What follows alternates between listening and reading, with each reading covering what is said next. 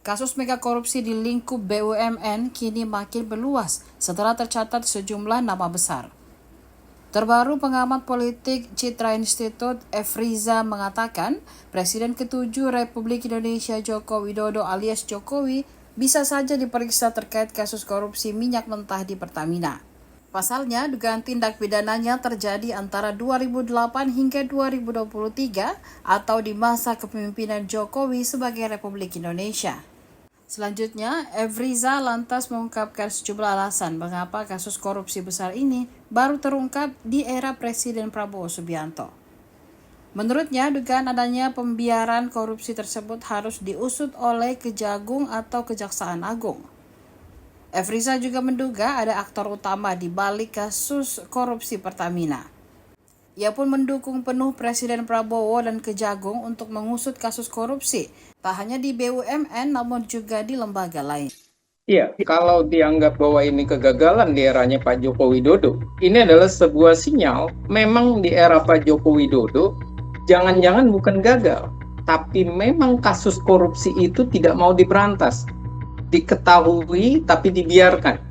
Nah, ini adalah suatu hal yang kok bisa sampai 5 tahun. Ini yang perlu diselesaikan, diusut oleh Kejagung.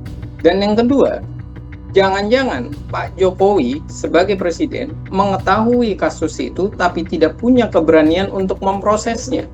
Atau yang ketiga, Kejagungnya ini tidak punya keinginan untuk menyelesaikan kasus tersebut, tidak punya rasa untuk membela kepentingan rakyat.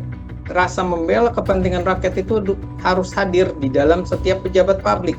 Karena kalau tidak, akan ada pembiaran, akan ada merasa bahwa ini adalah suatu hal biasa saja. Dan yang keempat, bisa jadi kasus ini memang ada pemainnya. Pemain dalam tanda kutip ini adalah aktor utamanya yang berada di posisi puncak dari Kementerian BUMN misalnya, atau yang mengelola BUMN, ataupun di dalamnya itu tanpa dilakukan pengawasan yang ketat, karena kesadaran bahwa ada kasus ini dan kemudian pengawasan itu tidak terlalu ketat supaya tidak muncul ke permukaan.